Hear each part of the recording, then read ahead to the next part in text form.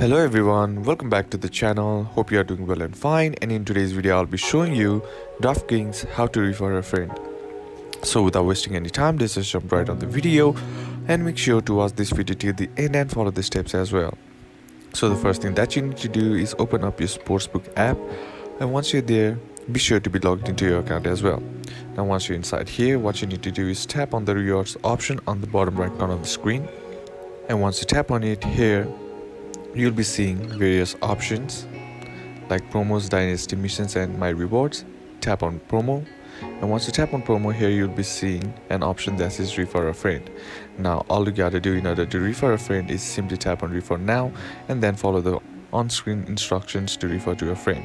And now once your friend has successfully logged in through your given link, you'll be getting the bonus for referring a friend as well.